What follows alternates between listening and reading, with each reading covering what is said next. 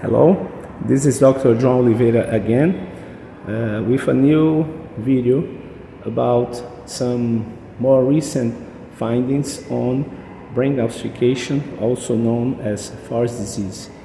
Here at the description of this video I will leave a link to an article that I will briefly discuss today with a new gene linked to a small number of families with brain calcification. We need to remember first that brain calcifications can happen to several etiologies, several disorders, several problems can lead to brain calcification.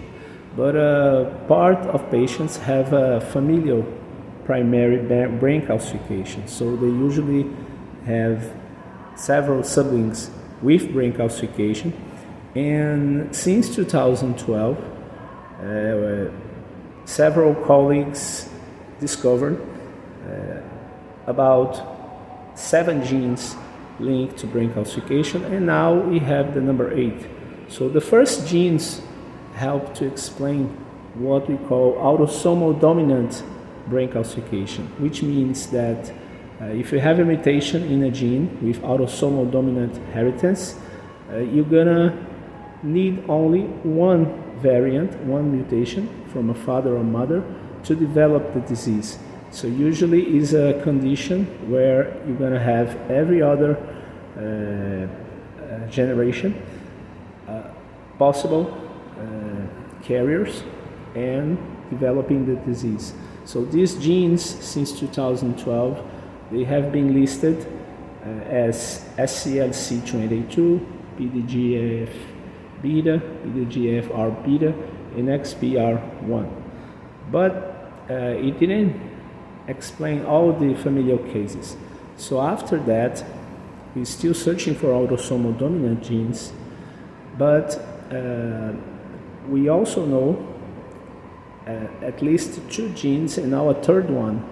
The first one was MYORG, GM2, and now the NAA60, a gene with these other last 2 connected to recessive patterns of inheritance, which means that father and mother, they are carriers, they don't have the disease, they don't have the calcifications or the symptoms, but they might share with a son or a daughter the 2 variants, and then this person will carry the disease. This is what they call recessive type. Usually the recessive forms of brain calcifications, they are more severe.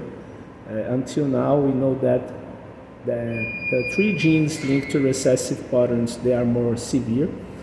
And now we have a third gene that will help to explain the patients that have not been until now connected to a different pathogenic variant.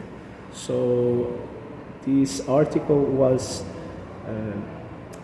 prepared by colleagues from Norway, Sweden, Middle East, Qatar, Turkey, also Sweden and France. And I hope you who are more interested in technical details might be able to read and to know that now we are getting closer and closer to a full understanding of this condition. So this new gene, NAA60, is connected in terms of physiopathology to the first gene, the SCLC28. So that's very interesting because it connects autosomal dominant disease form of brain calcification with a recessive one. So it might help to explain this biological network, and we're getting closer to respond to most of the familial cases of brain calcification. I hope you enjoy. See you next video.